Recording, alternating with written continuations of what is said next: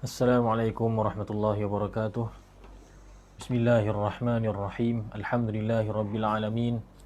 Wa bihi nasta'in ala umuri dunya waddin. Wassalatu wassalamu ala sayyidina Muhammad wa ala alihi wa sahbihi ajma'in. Subhanaka la ilma lana illa ma 'allamtana innaka antal alimul hakim. Wa la hawla wa la quwwata illa billahil aliyyil azim. Alhamdulillah, muslimin muslimat yang dirahmati lagi dikasihi oleh Allah Subhanahu wa taala. Syukur kita pada Allah Subhanahu wa taala pada pagi ini dapat sama-sama kita meneruskan kuliah tafsir kita menerusi surah Yasin sesuai dengan hari ini, hari Jumaat, sesuai dengan masa ini, iaitu masih lagi pada waktu pagi. Jadi mudah-mudahan apabila kita membincangkan surah Yasin dan membaca sebahagian daripada ayat-ayatnya, ya, maka kita beroleh keberkatan dan fadilatnya, walaupun mungkin tidak secara menyeluruh, ya, kerana kita hanya membaca sebahagiannya sahaja. Namun keberkatan dan juga rahmat yang turun menerusi bacaan Al-Quran itu sangat kita harapkan, kerana kita memang mendambakan, mengharapkan rahmat Allah Subhanahu wa taala. Baik, kita sampai pada ayat yang ke-6. Sampai pada ayat yang ke-6 daripada surah Yasin. Seperti biasa kita baca dahulu, dan elok kita baca dari awal, sebagaimana yang kita telah lakukan kebiasaan kita. Apabila ayat itu mempunyai kaitan dengan ayat sebelumnya, maka kita ambil ayat yang sebelumnya supaya berkesinambungan dengan ayat yang kita akan pelajari pada hari ini. Jadi melihatkan surah ni masih lagi di awal, di permulaan, maka eloklah kalau sekiranya kita baca daripada awal, kemudian bila tafsir nanti kita terus kepada ayat yang ke-6, insya-Allah. A'udzu billahi minasy syaithanir rajim. Bismillahirrahmanirrahim. Yasin wal Qur'anil Hakim. Innaka laminal mursalin ala siratim mustaqim. Tanzilal azizir rahim.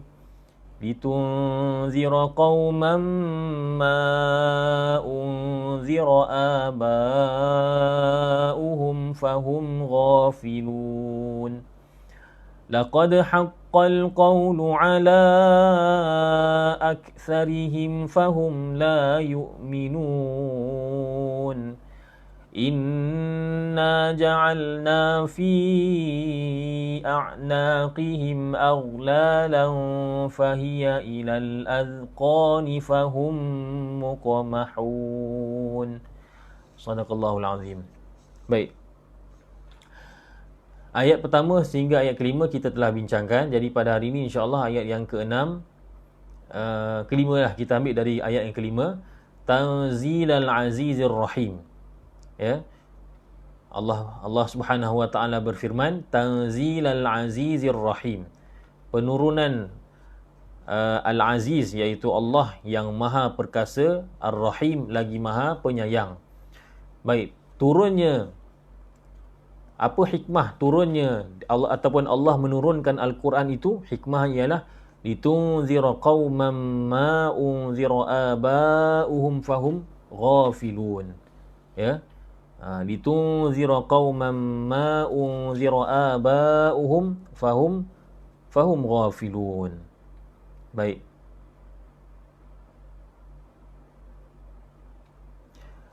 Jadi Allah Subhanahu wa taala menyatakan mafhumnya Al-Quran itu diturunkan untuk kamu wahai Muhammad sallallahu alaihi wasallam memberikan inzar, memberikan peringatan kepada suatu kaum yang tidak pernah diberi peringatan akan bapa-bapa mereka. Maka dengan demikian mereka lalai, mereka ghafil, mereka lalai, iaitu tidak mendapat peringatan daripada Allah atau daripada nabi yang diutuskan. Baik. Jadi dalam ayat ini Allah Subhanahu wa taala menyatakan bahawa Al-Quran itu diturunkan supaya apa? Supaya dengan Al-Quran itu kamu wahai Muhammad sallallahu alaihi wasallam memberikan peringatan kepada satu kaum yang mana kaum tersebut mereka tidak pernah ataupun bapa-bapa mereka, bapa dan ke atas, bapa, datuk, moyang, bapa-bapa mereka tidak pernah diberikan peringatan sebelumnya. Ya. Lalu menyebabkan apa? Lalu menyebabkan mereka ni ghafil. Maknanya tidak mendapat peringatan. Mereka ni alpa, lalai, tidak dapat peringatan daripada Allah Subhanahu wa taala atau daripada nabi, mana-mana nabi yang diutuskan. Maka di sini Allah Subhanahu wa taala menyatakan bahawa Nabi sallallahu alaihi wasallam itu diberikan tugas untuk menyampaikan atau memberi peringatan kepada satu kaum. Kaum apa yang dimaksudkan dalam ayat ini? Kaum yang dimaksudkan dalam ayat ini ialah iaitu orang-orang Mekah, orang-orang Arab di Mekah. Sebagaimana yang disebutkan oleh Syekh Muhammad Said Tontawi rahimahullahu taala dalam kitabnya. Dalam tafsir Ibn Katsir menyebutkan maksud kaum di sini ialah orang Arab. Ya, orang Arab. Kerana orang Arab tidak pernah datang kepada mereka satu kaum, satu nabi yang diutuskan untuk menjadi pemberi peringatan. Manakala dalam Hasyiah Jamal menyebutkan bahawa yang dimaksudkan dengan kaum di sini ialah orang Arab dan selain Arab. Ya, orang Arab dan selain Arab yang pada zaman tersebut. Maka sebenarnya apa yang mereka sebutkan ini, apa yang ulama sebutkan ini sebenarnya hampir-hampir sama saja. Sebab walaupun setengah ahli tafsir menafsirkan kaum di sini maksudnya ialah kaum Quraisy atau kaum Arab, namun ia tidak menafikan bahawa Nabi SAW itu diutuskan kepada sekalian alam. Wa ma arsalnaka illa rahmatan lil alamin. Tidaklah kami utuskan kamu wahai Muhammad SAW melainkan sebagai rahmat bagi seluruh alam. Jadi disebutkan kaum tertentu dalam ayat ini tidaklah menafikan umumnya ataupun luasnya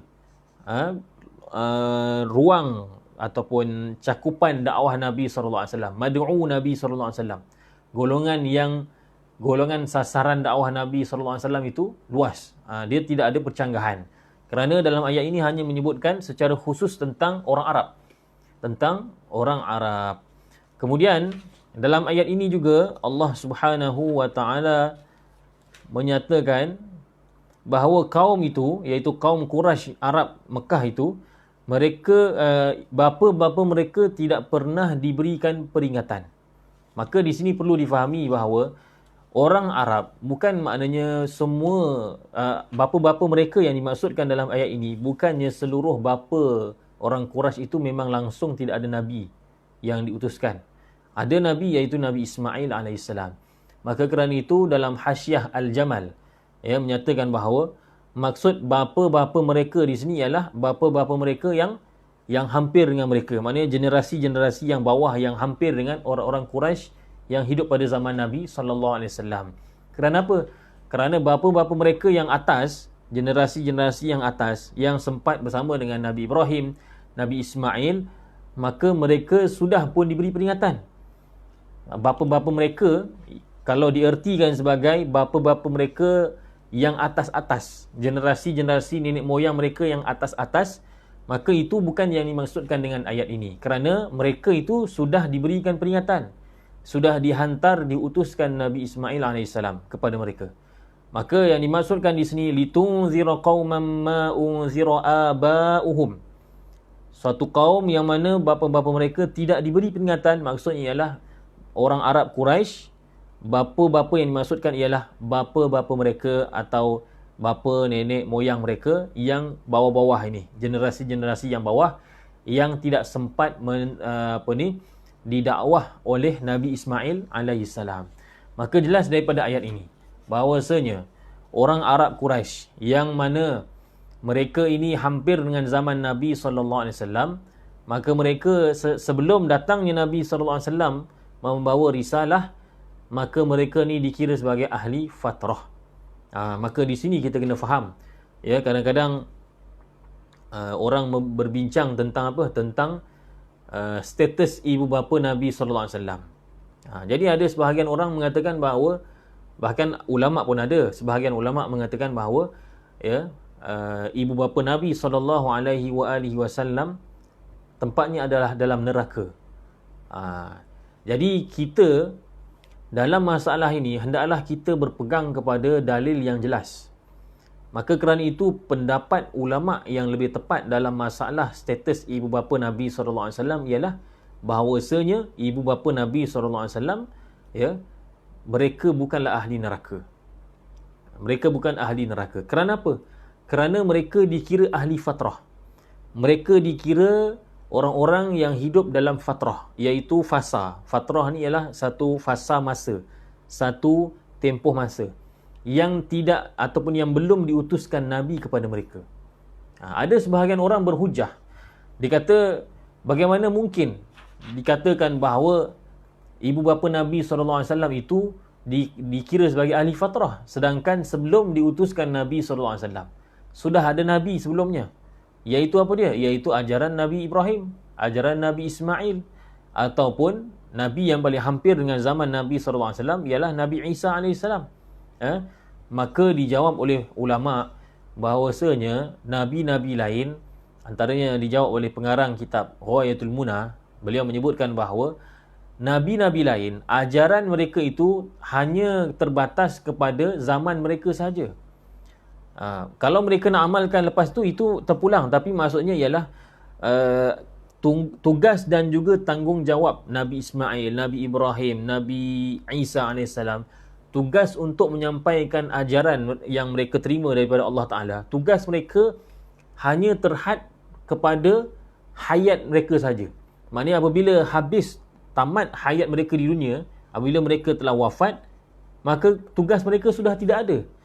Maka sudah selesai tanggungjawab mereka untuk menyampaikan ajaran agama. Maka oleh kerana itu, kita tak boleh katakan bahawa ibu bapa Nabi SAW ini dikira orang yang sudah sampai kepadanya ajaran Islam, ajaran Nabi-Nabi terdahulu. Maka oleh kerana itu, siapa yang tidak beriman, maka dia dihukum kafir. Tak boleh. Sebab apa? Sebab ajaran Nabi Isa AS tak sampai pada mereka. Dan kalau sampai sekalipun, ianya sebenarnya ajaran Nabi Isa AS itu pada ketika itu sudah pun diselewengkan. Dan kalau tak terseleweng sekalipun, kita kena tahu bahawa Nabi Isa alaihissalam itu, tempoh untuk dia berdakwah itu ialah sampai dia meninggal lah. Bila dia telah, na'udzubillah min zalik, astaghfirullahalazim, dia bukan meninggal, maksudnya sampai dia diangkat ke langit. Maaf saya tersilap.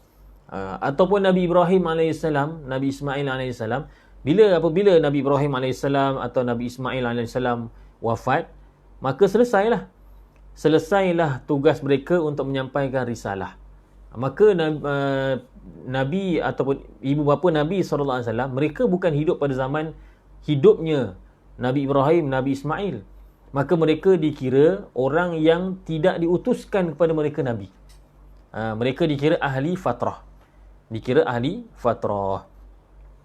Dan ahli fatrah ini pastinya mereka tidak akan diazab. Kerana apa? Takkanlah Allah Ta'ala mengazab mereka dalam keadaan Allah tidak menghantar pada mereka Nabi-Nabi, Rasul.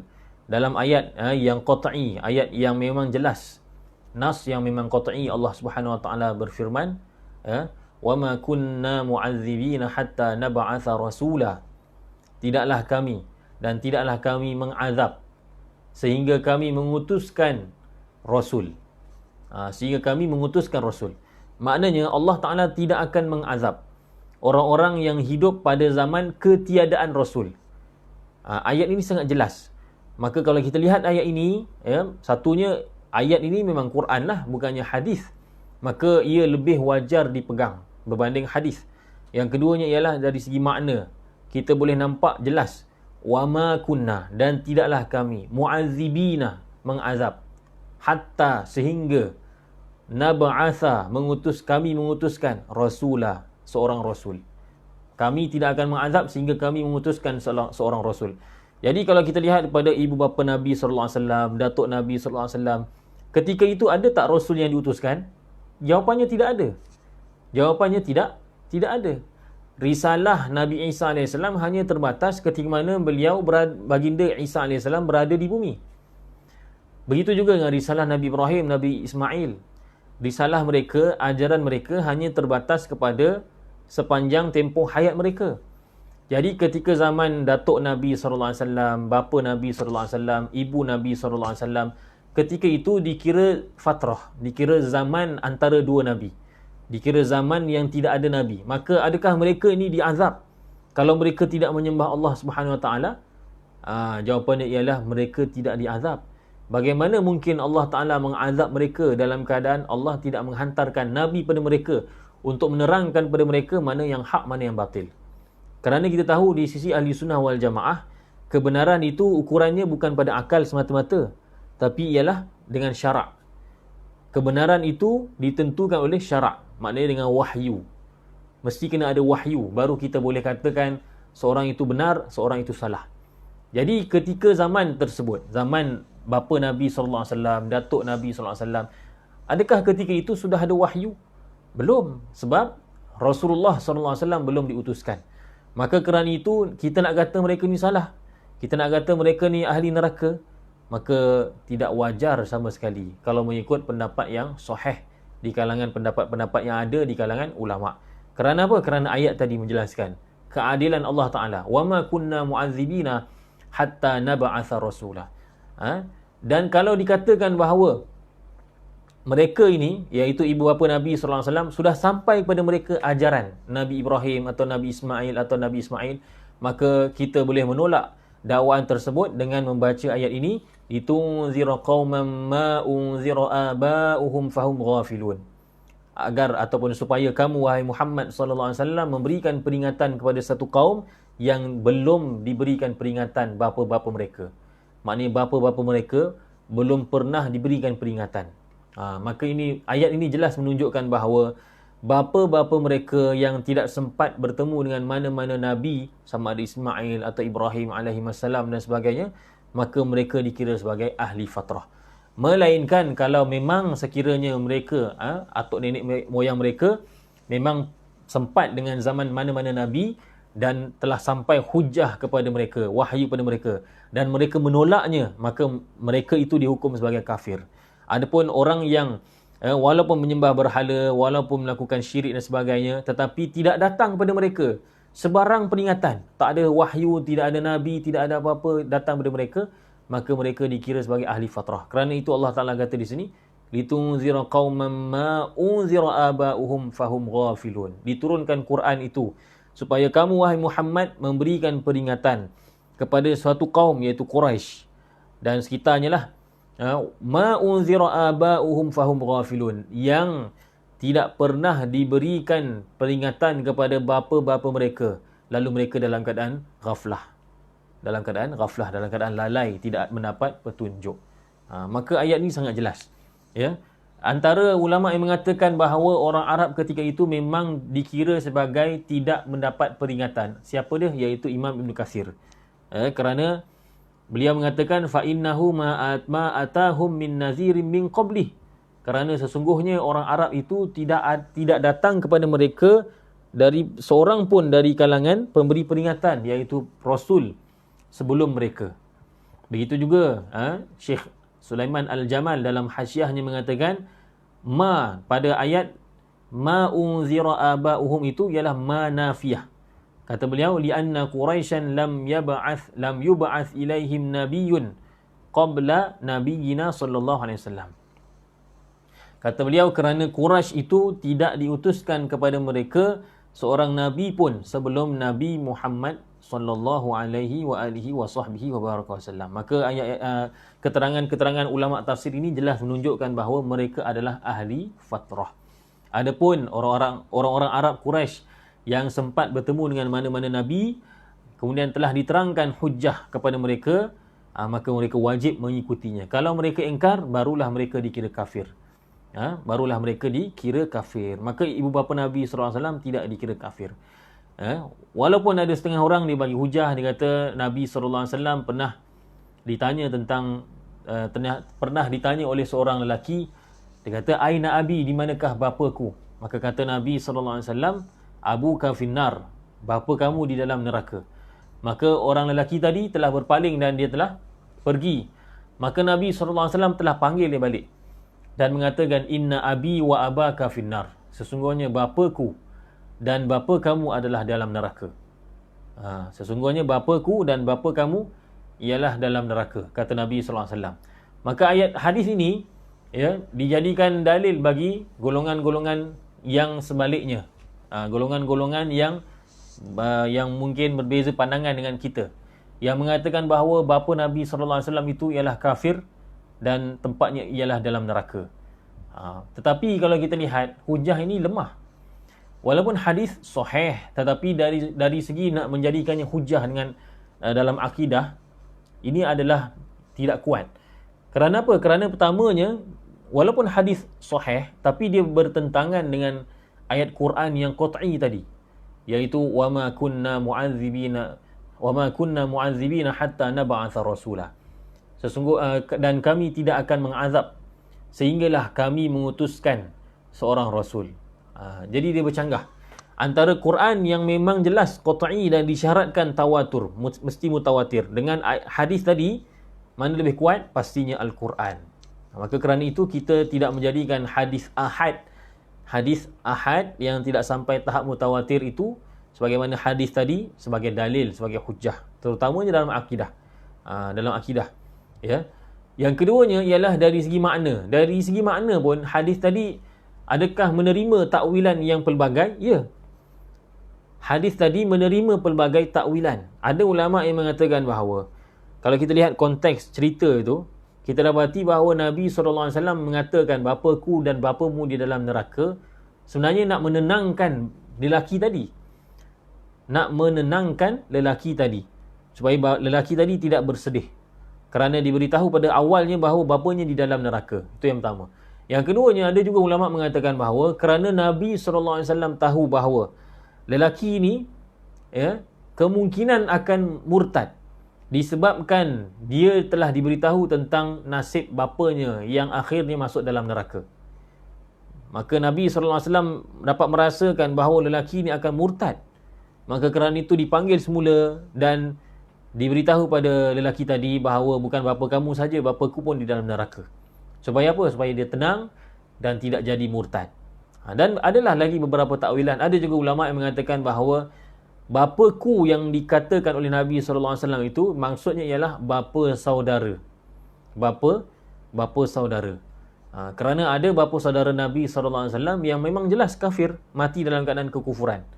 Maka ketika mana Nabi SAW mengatakan bapaku dan bapamu di dalam neraka, maksud Nabi SAW ialah bapa saudaraku. Kerana apa? Kerana orang Arab juga memanggil bapa saudara sebagai abi. Abi ni dia lain dengan walidi. Ini kadang-kadang orang tak dapat beza. Kalau abi, dia boleh guna untuk bapa betul atau bapa ataupun bapa saudara. Boleh. Abi. Tapi kalau walidi, memang gunanya untuk bapa kandung. Jadi dalam hadis tadi, Nabi SAW kata, Inna abi wa abaka finnar. Sesungguhnya bapaku dan bapa kamu di dalam neraka. Maka adakah ianya menerima takwil, menerima tafsir, menerima tafsiran lain? Ya, sesuai dengan bahasa Arab. Ya, selain daripada ditafsirkan dengan bapa kandung, ianya juga boleh ditafsirkan mengikut bahasa Arab, dia boleh ditafsirkan sebagai bapa saudara. Jadi oleh kerana hadis tadi menerima pelbagai takwilan, maka kerana itu tidak cukup kuat untuk dijadikan hujah dalam bab akidah. Kerana itu mengikut qaul yang sahih di kalangan ulama, ya, bahawasanya ibu bapa Nabi SAW itu adalah dikira ahli fatrah, maka mereka tidak akan diazab oleh Allah Subhanahu Wa Taala, kerana pada zaman tersebut kalau mereka buat apa-apa keburukan pun, bagaimana mungkin mereka dipersalahkan, kerana sedangkan ketika itu masih belum diutuskan Nabi kepada mereka. Sedangkan mereka yang melahirkan, ibu bapa Nabi SAW yang melahirkan Nabi SAW, bagaimana mereka boleh dihukum sebagai kafir? Sedangkan Nabi SAW ketika dilahirkan itu masih kecil, belum lagi mampu memberikan peringatan pada mereka. Jadi mereka belum menerima peringatan, apa-apa peringatan daripada Allah Subhanahu Wa Taala. Orang yang tidak sampai peringatan pada dia, adakah wajar dia dipersalahkan? Adakah wajar dia dimasukkan ke dalam neraka? Dia mana tahu apa yang dia buat tu salah? Ini kalau kita katakan bahawa ibu bapa Nabi SAW tu memang melakukan syirik. Tapi kalau andai kata tak melakukan syirik, sebagaimana ada dalam setengah riwayat, maka lagi jelas bahawa ibu bapa Nabi SAW itu memang bukan ahli neraka, bahkan dikira sebagai ahli fatrah, ya, ahli fatrah. Jadi ayat ini jelas menunjukkan bahawa mereka itu ialah ahli fatrah, bukan ibu bapa Nabi SAW saja, bahkan bapa-bapa orang Arab yang memang tidak sempat bertemu dengan mana-mana Nabi, maka mereka ini termasuk dalam ayat ini, ma unzira aba'uhum, mereka tidak pernah diberikan peringatan sebelumnya. Baik. Kemudian Allah Subhanahu wa taala berfirman, laqad haqqal qawlu ala aktsarihim fahum la yu'minun. Demi sesungguhnya, ya, telah wajiblah, telah benarlah kata-kata, maksudnya telah wajiblah azab ke atas kebanyakan daripada mereka, iaitu kebanyakan orang Arab. Fahum la yu'minun, maka mereka tidak beriman. Maknanya apa? Setelah Nabi SAW datang dan memberikan peringatan, maka ramai di kalangan orang Arab tidak menerima ajaran Nabi SAW. Maka orang-orang macam ni memang telah haqqal qaul, iaitu telah apa? Telah benarlah, telah tetaplah kata-kata. Kata-kata tu maksudnya apa? Maksudnya apa yang Allah Ta'ala perintahkan, iaitu apa dia? Azab. Telah tetaplah azab untuk mereka. Kerana apa? Kerana mereka itu tidak beriman. Ayat ini cerita tentang orang-orang Arab yang sempat bertemu dengan Nabi SAW ketika Nabi SAW berikan peringatan pada mereka. Memang mereka itu diberi peringatan, kemudian mereka engkar. Yang macam ni memang kata Allah Ta'ala, yang ni memang telah tetap kepada mereka itu azab. Telah ditetapkan bahawa mereka itu akan diazab oleh Allah Subhanahu wa Ta'ala. Baik, kemudian Allah Subhanahu wa Ta'ala berfirman lagi, Inna ja'alna fi a'naqihim aghlalan fahiya ilal azqani fahum muqmahun. Sesungguhnya kami telah menjadikan aghlal, iaitu rantai-rantai yang rantai-rantai fi a'naqihim, di leher-leher mereka. Fahiya ilal azqan, maka ianya itu ataupun ke al-azqan, ke dagu mereka, fahum muqmahun, maka mereka itu muqmahun, dalam keadaan muqmahun, iaitu kepala mereka terangkat. Allah Subhanahu Wa Taala mengatakan bahawa orang-orang kafir yang memang sempat bertemu dengan Nabi sallallahu alaihi wasallam, orang-orang Arab yang memang sempat dengan Nabi sallallahu alaihi wasallam, mereka ni telah diberi peringatan. Mereka ingkar, mereka memilih untuk tidak beriman. Maka mereka ini digambarkan keadaan mereka macam mana? Keadaan mereka ialah diletakkan rantai di leher mereka, lalu menyebabkan mereka ni terpaksa mendongak ke atas, terpaksa kepala mereka terpaksa angkat. Sebab apa? Sebab ada pasung pada leher mereka, ada besi di leher mereka. Jadi aghlal di sini, kalau kita lihat dalam tafsir, dia seumpama, ada yang mengatakan macam rantai, ada yang mengatakan ianya macam pasung. Kalau kita lihat dalam cerita orang putih, cerita lama-lama, cerita perang-perang zaman dahulu, tawanan-tawanan perang itu akan diletakkan di leher mereka ni besi ataupun kayu yang besar yang ada lubang untuk masukkan kepala, dan kayu tu melintang macam ni, masukkan kepala, dan ada lubang juga untuk masukkan tangan kedua-duanya. Jadi mereka itu dipasung. Kayu tadi tu akan memegang leher mereka, mencengkam leher mereka, dan juga dua tangan mereka akan terpaksa angkat macam ni. Dan mereka terpaksa dongak lah, sebabnya ada kayu di sini. Jadi mereka tidak akan mampu berbuat apa-apa, tak boleh lari pun. Nak lari macam mana? Kaki pun kena rantai. Tangan pun nak buka rantai tak boleh, sebab tangan ni sudah diikat bersama dengan leher. Sama ada bentuknya macam ni, ada kayu, ataupun terus tangan ni diikat ke leher begini, dirapatkan. Kedua-dua itu bolehlah kita katakan makna ataupun maksud bagi aghlal. Aghlal ni jamak, pluralnya ialah ghil. Makna mudahnya ialah bahawasanya orang-orang kafir ini, keadaan mereka ni apa dia? Allah Subhanahu Wa Taala telah menjadikan aghlal, leher mereka itu terikat bersama dengan tangan, lalu menyebabkan mereka terpaksa mendongak. Mereka terpaksa mendongak. Apa sebenarnya yang nak disampaikan di sini? Kata pengarang tafsir Al-Kashaf, iaitu Az-Zamakhsyari, beliau mengatakan bahawa Allah Subhanahu Wa Taala di sini memberikan tamthilan, suatu contoh, nak menunjukkan bahawa orang-orang kafir itu, betapa mereka itu berkeras, betapa mereka itu degil, berkeras mahu untuk tetap di dalam kekufuran. Maka diberikan tamthilan, diberikan perumpamaan seumpama orang yang kena pasung, orang yang kena aghlal tadi, orang yang kepalanya tadi, lehernya tadi terikat. Itulah keadaan orang yang memang degil, dan memang tidak mahu langsung keluar daripada kekufuran. Kalau kita lihat di sini, kata pengarang Al-Kashaf, Az-Zamakhsyari, kata beliau, thumma mathala tasmimahum 'ala al-kufri wa annahu la sabila ila ir'iwaihim bi an ja'alahum kal maghlulin al-muqmahin fi annahum la yaltafituna ila al-haq wa la ya'tifun a'naqahum nahwahu wa la yuta'ti'una ru'usahum lah.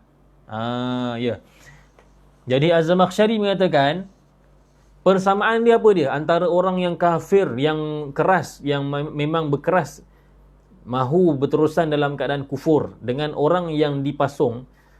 Persamaannya ialah, kalau kita lihat orang yang kena pasung ni, mereka ni memang tak boleh bergerak, kepala mereka akan mendongak saja. Jadi mereka tidak boleh menoleh sebab ada rantai di sini, dan mereka juga tidak boleh tunduk. Begitulah keadaan orang-orang yang berdegil, orang-orang yang berkeras mahu untuk tetap dalam keadaan kekufuran. Maka mereka ni seumpama tidak mahu tunduk kepada kebenaran, dan tidak mahu berpaling melihat kepada kebenaran. Mereka nak pandang satu tempat je. Ini je, inilah yang saya tahu, memang berhala ni lah Tuhan saya. Dia tak nak cuba tengok Islam punya agama macam mana, apakah hujah keesaan Allah. Dia tak mahu memalingkan wajahnya melihat kepada hujah yang dibawa oleh orang lain. Maka itulah keadaannya sama seperti mana keadaan orang yang di leher mereka itu ada pasung ataupun ada belenggu. Ada belenggu. Allah, ya Allah. Kerana itu Allah Subhanahu wa taala menyatakan pada akhir ayat tersebut, bukan ayat ni, selepasnya. وَجَعَلْنَا مِنْ بَيْنِ أَيْدِيهِمْ سَدًّا وَمِنْ خَلْفِهِمْ سَدًّا فَأَغْشَيْنَاهُمْ فَهُمْ لَا يُبْصِرُونَ.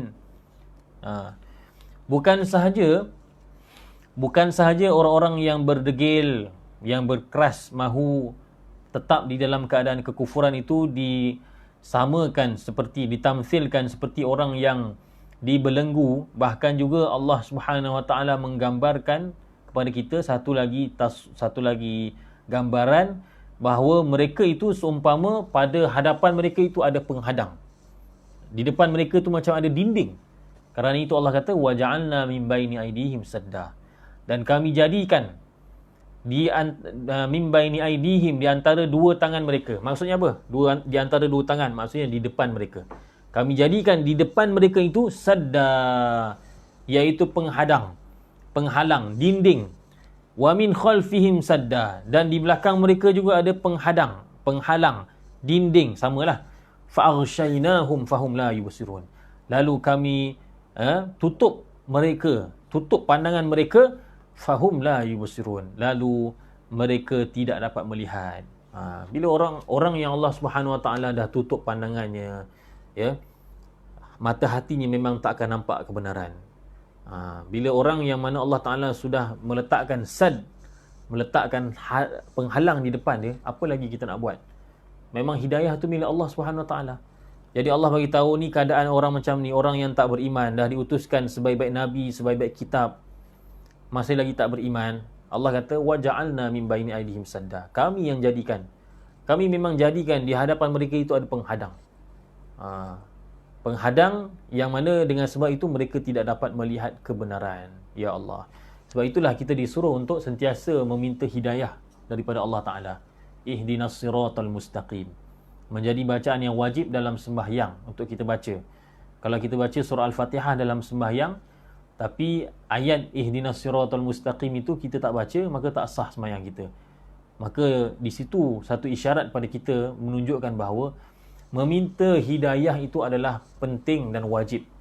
Bukan kata setiap hari sekali, bahkan setiap kali sembahyang. Bukan kata setiap kali sembahyang sekali, bahkan setiap rakaat. Termasuklah sembahyang sunat. Kita diwajibkan oleh Allah Ta'ala untuk meminta hidayah. Sebab apa? Sebab siapa yang Allah bagi hidayah, maka dia akan mendapat hidayah. Siapa yang Allah Ta'ala sudah letakkan penghadang seperti mana dalam ayat tadi, maka siapa lagi yang boleh bantu mereka untuk melihat kepada kebenaran. Berkenaan dengan ayat ini ada beberapa kisah. Ada beberapa kisah. Salah satunya ialah seperti mana yang diriwayatkan oleh Ibnu Jarir At-Tabari, iaitu pengarang tafsir yang masyhur, tafsir Tabari. Riwayat daripada Ikrimah. Kata beliau bahawasanya Abu Jahal pernah berkata, kalaulah aku melihat Muhammad, maka pasti aku akan melakukan begini. Dia kata, kalau aku jumpa Muhammad, aku nampak Muhammad, aku akan tengih dia, aku akan buat begini. Lalu Allah Ta'ala pun turun, inna ja'alna fi a'naqihim aghlala. Ini ayat berkenaan ayat sebelumnya. Inna ja'alna fi a'naqihim aghlala. Turun ayat tersebut. Maka ketika itu Abu Jahal sudah pun berada berdekatan dengan Nabi Muhammad sallallahu alaihi wasallam. Maka orang ramai mengatakan, wahai Abu Jahal, inilah dia Muhammad. Maka kata Abu Jahal, aina huwa, mana dia? Wala yubsirhu, dan dia tidak melihatnya. Allahu Akbar. Itulah Abu Jahal bongkak sangat. Dia rasa dia hebat sangat. Tetapi bila mana dia sudah berada di depan Nabi Muhammad sallallahu alaihi wasallam, Allah Subhanahu wa taala jadikan dia tidak dapat melihat Nabi Muhammad sallallahu alaihi wasallam. Sedangkan tadi dia kata dia nak pukul lah, dia nak terajang lah Nabi Muhammad sallallahu alaihi wasallam. Tapi bila dah sampai, Allah Subhanahu wa taala jadikan dia tidak dapat melihat Nabi sallallahu alaihi wasallam. Dia kata, "Aina huwa?" Mana dia? Sedangkan orang ramai yang lain semuanya dapat melihat Nabi sallallahu alaihi wasallam. Tu ada berdekatan dengan dia. Kerana apa? Kerana turun ayat tadi. Dengan turun ayat tadi, selepas turun ayat tadi, Allah Ta'ala selamatkan Nabi sallallahu alaihi wasallam, ya, dan menzahirkan kelemahan Abu Jahal. Lemah. Manusia ni lemah, tuan-tuan. Kita ni bangga dengan apa? Jawatan. Kita ni bangga dengan nama kita, harta kita. Itu semua nak dibandingkan dengan nikmat mata ni, Allahu Akbar. Jauh sekali. Nikmat mata ni sahaja pun sudah cukup bernilai. Kalau Allah tarik nikmat mata, habis. Ni Abu Jahal, Allah Ta'ala masih lagi berikan mata pada dia, penglihatan. Cuma Allah Ta'ala tidak bagi dia melihat. Dia tidak dapat melihat Nabi SAW. Itu pun sudah cukup menunjukkan betapa lemahnya dia. Apabila bertembung dengan kudrat Allah Subhanahu Wa Ta'ala. Jadi apa lagi kita nak bangga? Apa lagi kita nak bongkak dengan Allah Subhanahu Wa Ta'ala? Maka kerana itu, perlunya kita menjadi hamba Allah Ta'ala yang taat kepada dia, sebab kita ni memang lemah. Itulah kisah berkenaan dengan ayat tadi, inna ja'alna fi a'naqihim aghlala. Adapun berkenaan dengan ayat yang seterusnya, iaitu ayat apa tadi, wa ja'alna min baini aydihim sadda, ya, wa ja'alna min baini aydihim sadda. Berkenaan dengan ayat ini pula, ayat yang ke-9. Ayat yang ke-9 berkenaan dengan ayat ini, ada riwayat daripada salah seorang imam ahli sirah, iaitu Imam Muhammad bin Ishaq rahimahullahu ta'ala, dengan sanadnya. Beliau menceritakan bahawa Abu Jahal, ya, telah berkata kepada orang Quraisy. Mereka semua duduk mendengar. Dia kata, inna Muhammadan yaz'umu annakum intaba'tumuhu kuntum mulukan. Sesungguhnya Nabi Muhammad SAW telah menyangka bahawasanya kamu semua ni, kalau kamu semua mengikuti Nabi SAW, mengikut Muhammad, maka kamu semua akan menjadi raja. Dan kalau kamu mati, kamu akan dibangkitkan semula selepas mati, dan kamu akan mendapat jinan, iaitu syurga. Khairum min jinanil Urdun, lebih baik daripada taman-taman di Urdun, iaitu di Jordan. Urdun tu Jordan. Dan Muhammad itu menyangka bahawa kalau sekiranya kamu menyalahi, maknanya mengingkari, ya, bercanggah, menyalahinya, iaitu Nabi Muhammad SAW, maka kamu kalau kamu mati, kamu dibangkitkan semula, kamu akan masuk neraka, kamu akan diazab dalam neraka. Maka ketika mana ini peristiwa ni, ada ulama yang mengaitkannya dengan malam hijrah. Maka Nabi SAW, cuma dalam tafsir Ibn Kathir tak dikaitkan. Mungkin tafsir ini hanya mendatangkan ringkasan daripada riwayat yang panjang, wallahu alam. Tapi yang penting ialah disebutkan di sini ialah ketika mana orang-orang Quraisy mengepung ataupun berada di luar rumah Nabi SAW, nak tangkap Nabi SAW. Nabi SAW telah keluar daripada rumah, dan di tangannya itu ada satu genggam daripada pasir ataupun tanah. Maka Allah Subhanahu Wa Ta'ala telah mencabut pandangan mereka. Maksudnya Allah telah menjadikan mereka tidak melihat sama sekali Nabi SAW. Padahal mereka berada dekat dengan Nabi SAW. Allah Ta'ala cabut pandangan mereka, tak nampak Nabi SAW. Maka Nabi SAW telah menaburkan di atas kepala setiap seorang daripada mereka sambil membaca Yasin wal Quranil Hakim innaka laminal mursalin ala siratim mustaqim tanzilal azizir rahim litunzira qauman ma unzira aba'uhum fahum ghafilun laqad haqqal qawlu ala aktsarihim fahum la yu'minun inna ja'alna fi a'naqihim aghlalan fahiya ilal adqani fahum muqmahun وَجَعَلْنَا مِنْ بَيْنِ أَيْدِيهِمْ سَدًّا وَمِنْ خَلْفِهِمْ سَدًّا فَأَغْشَيْنَاهُمْ فَهُمْ لَا يُبْصِرُونَ. Sampai situ. Lalu Nabi SAW pun keluar dalam keadaan tidak ada sesiapa pun Arab Quraisy yang ada di situ yang berhimpun nak bunuh Nabi SAW. Tidak ada seorang pun yang melihatnya. apatah lagi nak menyentuhnya, nak membunuhnya. Maka pada malam tersebut, orang-orang Arab Quraisy kerana keletihan menunggu Nabi SAW keluar, mereka tertidur di depan Nabi, di depan rumah Nabi SAW. Maka ketika itu ada seorang lelaki datang. Dia kata, "Malakum? Apa benda yang kamu buat?" Qalu nantaziru Muhammadan. Kami ni sebenarnya tengah menunggu Muhammad keluar daripada rumah. Maka kata lelaki itu, "Qad kharaja alaikum fama baqiya minkum min rajulin illa wada'a ala ra'sihi turaban." Dia kata Nabi SAW dah keluar dah pun.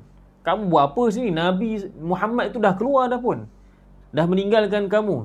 Dan aku lihat tidak ada satu pun di kalangan kamu ni, di kalangan lelaki di kalangan kamu ni, melainkan kesemua mereka telah pun diletakkan pasir ataupun tanah di atas kepala mereka. Kemudian mereka pun pegang kepala, lah ada pasir lah. Muhammad dah buat macam ni kat kita. Mereka pun bertambah geram lah, bertambah berang. Jadi mereka merancang nak membunuh Nabi SAW. Tetapi Allah Subhanahu Wa Taala melindungi Nabi SAW. Benarlah firman Allah, "Wallahu ya'simuka minan nas." Allah Subhanahu Wa Taala menjagamu, memeliharamu wahai Muhammad daripada manusia lain. Maknanya manusia lain tak dapat nak membunuh kamu. Allah pelihara kamu. Allahu Akbar. Jadi ayat ini dalam riwayat Ibnu Ishaq yang saya bacakan tadi, yang panjang tadi, ya, ayat-ayat ini dibaca oleh Nabi SAW. Kalau mengikut riwayat inilah, memanglah kalau kita biasa kita dengar bahawa Nabi SAW mencampakkan, membaling. Mungkin ada dalam riwayat lain, tapi yang ada dalam tafsir Ibn Katsir, bukan Nabi SAW mencampakkan pasir itu lalu menjadikan mereka tak nampak Nabi SAW. Tetapi kalau mengikut riwayat yang ada dalam tafsir Ibn Katsir yang dinukilkan daripada Imam Ibn Ishaq, Nabi SAW keluar dan dan Allah terus menutup pandangan mereka. Mereka tidak dapat lihat Nabi SAW.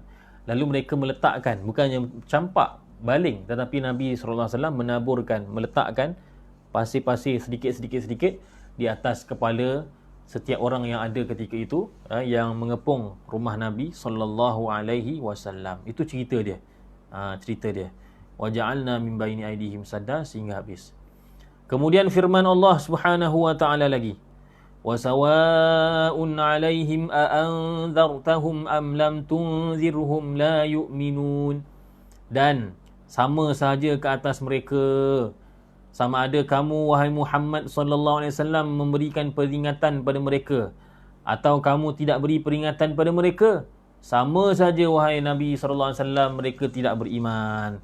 Lagi sekali Allah Ta'ala menegaskan tentang kedegilan orang-orang musyrikin Quraisy. Allah nak gambarkan betapa degilnya mereka, sehingga Allah kata sama saja.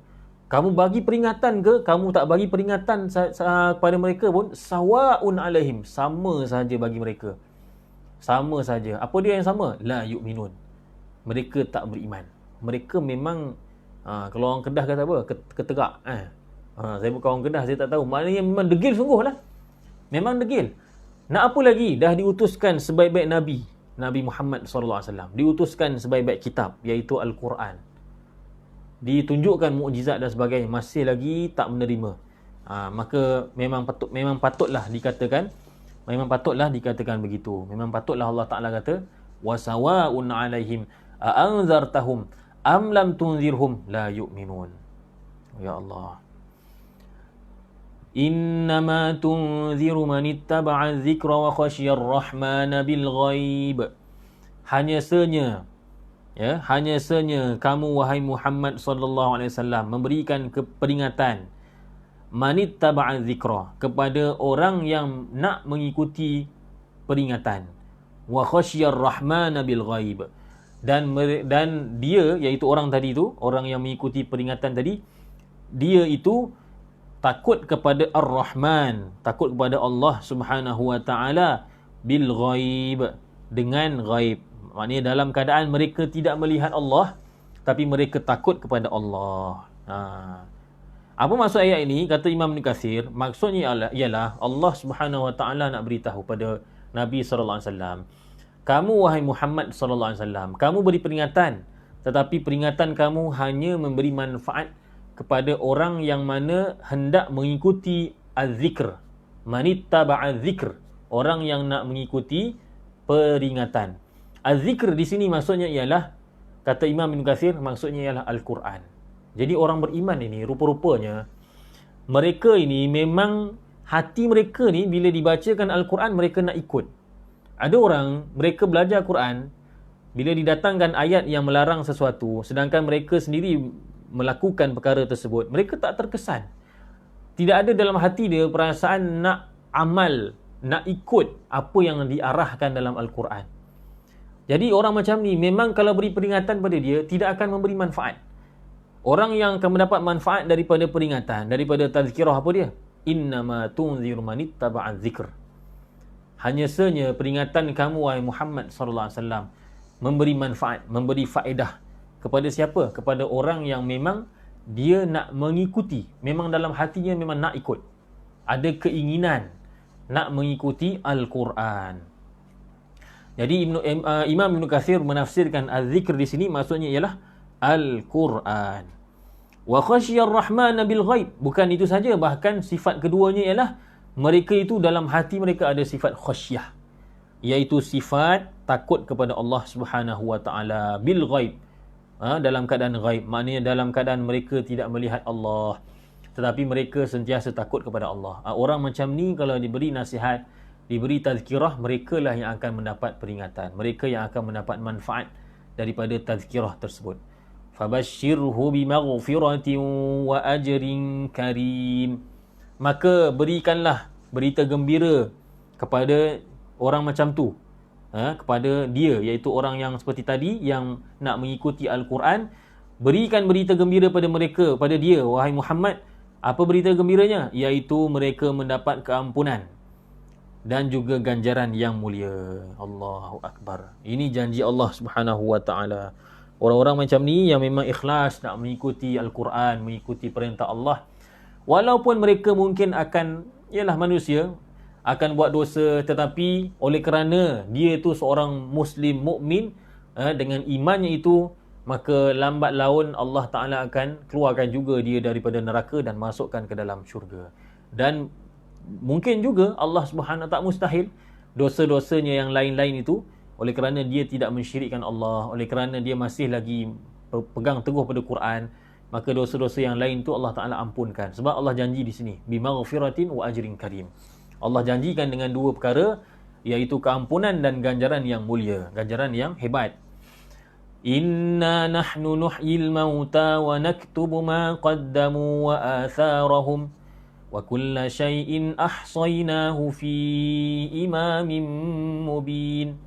Sesungguhnya kami, kata Allah Ta'ala, kami yang menghidupkan orang-orang yang mati, dan kami menulis apa yang mereka telah dahulukan, dan kami juga menulis kesan-kesan mereka, dan setiap perkara kami mencatatnya, kami mengiranya di dalam kitab yang jelas, di dalam kitab yang jelas. Baik. Inna nahnu nuhyil mauta. Kami, kata Allah Ta'ala, kami menghidupkan orang-orang yang telah mati. Ini ayat ini boleh ditafsirkan dengan dua tafsiran kalau kita baca dalam kitab-kitab tafsir. Ada ulama yang menafsirkannya secara zahir. Maka kalau ditafsirkan secara zahir, ayat ini nak beritahu kepada orang-orang musyrikin Quraisy yang menolak hari kebangkitan. Mereka tidak percaya yang Allah Ta'ala ini akan menghidupkan orang-orang yang telah mati, dibangkitkan semula pada hari akhirat. Maka Allah kata, kami ini sendiri, Allah kata, kami sendiri akan menghidupkan orang-orang yang mati. Nak memberikan penegasan bahawa kebangkitan semula itu adalah benar dan pasti berlaku. Itu satu. Yang kedua, ayat ini juga boleh ditafsirkan secara isyari, secara isyarat. Seperti mana kata Imam Ibn Katsir, ayat ini, inna nahnu nuhyil mauta, sesungguhnya kami menghidupkan orang-orang yang telah mati. Sebenarnya mati di sini maksudnya ialah mati hati. Mati hati, bukannya mati masuk dalam kubur tu, bukan. Tapi mati hatinya. Maka kata Imam Ibn Katsir, ayat ini memberikan isyarat bahawasanya Allah Subhanahu wa taala boleh menghidupkan hati siapa saja, hati orang kafir yang dikehendaki oleh Allah. Hati-hati yang mati disebabkan kegelapan, disebabkan kebatilan, disebabkan kesesatan, ya. Allah Subhanahu wa taala peringatkan kepada kita, jangan kita ingat mereka ni tak boleh bertaubat. Allah kata, inna nahnu nuhyil mauta. Kami boleh jadikan hati-hati yang mati ni, orang-orang yang mati, yang telah mati hatinya, kami boleh hidupkan semula hatinya, daripada orang yang sesat menjadi orang yang soleh, daripada orang yang jahat menjadi orang yang baik, daripada orang yang tidak tutup aurat menjadi orang yang menutup aurat.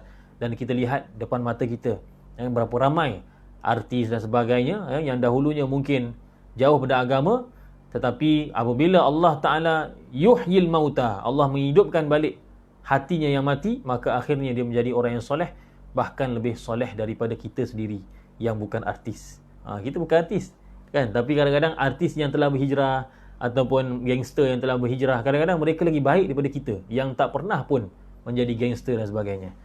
Itu kata Allah Ta'ala. Jadi ayat ini boleh ditafsirkan dengan cara kedua, iaitu mauta di sini ialah bukan orang yang mati, tapi orang-orang yang hatinya mati. Jadi inna nahnu nuhyil mauta, kalau mengikut Imam Ibn Katsir, ya, tafsir isyarinya ialah, maksudnya ialah Allah kata kami boleh menghidupkan semula orang-orang yang telah mati hatinya. Kami boleh bagi hidayah semula. Ini satu berita gembira lah kepada kita semua, supaya kita tidak putus asa. Walaupun kita sesat macam mana pun, kita jangan putus asa. Allah kata Allah boleh bagi hidayah. Kalau orang tu hatinya dah mati pun, Allah boleh hidupkan semula hatinya. Wa naktubu ma qaddamu wa atharahum, dan kami akan menulis apa yang telah mereka dahulukan, ya, iaitu amalan mereka, amalan yang telah kita sembahkan ataupun mendahulukan, amalan kita yang telah kita kedepankan, wa atharahum, dan juga bekas-bekas kita.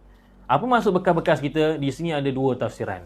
Imam Ibn Katsir berikan dua tafsiran. Tafsiran pertama mengatakan bahawa maksud bekas-bekas di sini ialah kesan daripada amalan kita. Kadang-kadang kita buat baik, kita bukan buat baik memberikan kesan pada kita, bahkan juga orang lain yang melihat kita buat baik, dia akan mendapat kesan. Begitu juga kadang-kadang kita buat jahat, bukan kita sahaja yang mendapat kesan dosanya. Kadang-kadang dengan sebab kita buat jahat, orang lain juga mendapat kesan. Itulah yang dimaksudkan dengan athar, iaitu kesan. Jadi kalau mengikut tafsiran ini, Allah Ta'ala menulis amalan kita dan juga kesan-kesan daripada amalan kita. Orang-orang yang mengikuti amalan kita, sama ada baik atau buruk, itu pun akan ditulis juga. Sebagaimana dalam hadis disebutkan, man sanna fil islami sunnatan hasanah kana lahu ajruha wa ajru man amila biha min ba'dih. Siapa yang memberikan contoh dalam Islam, contoh yang baik, yang memulakan satu amalan dalam Islam, amalan yang baik, maka baginya pahalanya dan pahala orang yang beramal dengannya selepasnya. Kan? Orang tak buat. Contohnya di taman kita tak ada buat food bank. Kita buat, kita orang yang mula-mula sekali buat, maka orang lain mendapat kesan daripada amalan kita. Maka kita bukan sahaja amalan kita bersedekah tu kita dapat ditulis pahalanya, bahkan pahala orang-orang yang beramal, yang bersedekah kerana terkesan dengan kita juga akan ditulis oleh Allah Ta'ala. Maksud ditulis oleh Allah ni, maksudnya Allah Ta'ala perintahkan malaikat lah, kan, malaikat tulis. Itu satu tafsiran. Satu lagi, ini tafsiran inilah yang dipilih oleh Imam Al-Baghawi. Tafsiran kedua pula, maksud kesan di sini ialah bekas-bekas tapak kaki kita. Bekas-bekas tapak kaki kita. Kan? Jadi kalau begitu, maka maksud ayat ini ialah Allah Subhanahu Wa Taala bukan sahaja memberikan ganjaran kepada kita atas amalan yang kita lakukan, bahkan langkah-langkah kaki kita itu pun Allah Ta'ala akan memberikan balasan. Contohnya orang yang pergi ke masjid, ya, setiap langkahnya itu akan diberi pahala, dihapuskan dosa dan juga dinaikkan satu darjat. Ya, kerana itu apabila Bani Salamah mereka mendapat tahu bahawa di sekitar Masjid Nabawi itu ada tanah yang kosong, maka mereka berniat, berhasrat nak berhijrah supaya duduk dekat dengan Masjid Nabawi. supaya tidaklah perlu untuk mereka melangkah kaki berjalan jauh untuk datang sembahyang berjemaah. Maka turun ayat ini. Turun ayat ini ni yang kita sedang bicarakan ni. Inna nahnu nuhyil mauta wa naktubu ma qaddamu wa atharahum, yang memberitahu bahawa Allah juga mencatat, menuliskan langkah-langkah kaki mereka. Maka kata Nabi SAW, ya Bani Salimah, wahai Bani Salimah, diyarakum tuktab atharukum, diyarakum tuktab atharukum, kamu duduklah, tetaplah di tempat kamu, jangan pindah. Kerana apa? Kerana akan dituliskan langkah-langkah kaki kamu yang menuju ke masjid. Jadi maknanya wa naktubu ma qaddamu wa atharahum itu ada dua tafsiran pada kalimah atharahum itu. Tafsiran pertama mengatakan maksud atharahum itu maksudnya ialah Allah Subhanahu wa taala akan menulis, akan memberikan balasan terhadap bukan sahaja amalan kita, bahkan juga kesan daripada amalan kita. Orang-orang yang terikut-ikut dengan perangai kita, sama ada yang baik atau buruk, kita juga akan mendapat balasannya. Manakala tafsiran kedua mengatakan atharahum itu ialah kesan tapak kaki kita. Bermakna langkah-langkah yang kita gunakan, yang kita langkahi dalam perjalanan kita melakukan amal baik atau buruk, kesemuanya itu juga akan dicatat dan diberikan balasan oleh Allah Subhanahu wa taala. Yang terakhirnya wa kulla syai'in ahsaynahu fi imamin mubin. Allah kata, dan setiap sesuatu kami, kata Allah Taala, kami mengiranya dalam imamin mubin. Apa maksud imamin mubin? Dalam imamin mubin. Imamin mubin di sini kalau mengikut tafsir yang dikemukakan oleh Mujahid, Qatadah, Abdurrahman bin Zaid bin Aslam dan lain-lain, mereka mengatakan bahawa imamin mubin di sini maksudnya ialah Lauh Mahfuz. Semuanya itu tercatat di dalam Lauh Mahfuz. Wallahu alam. Inilah saja yang dapat kita kongsikan. Saya mohon maaf kerana sekiranya ada salah silap dan sebagainya, dan saya mohon maaf juga atas kelewatan dan juga terlajak sikit pada pagi ini. Mudah-mudahan apa yang kita kongsikan ini dapat menaikkan iman dan juga amal soleh kita, serta mampulah kita untuk menyampaikannya pada orang lain, insya-Allah. Semoga bertemu lagi insya-Allah pada Jumaat yang akan datang dalam tafsir surah Yasin. Wassalamualaikum warahmatullahi wabarakatuh.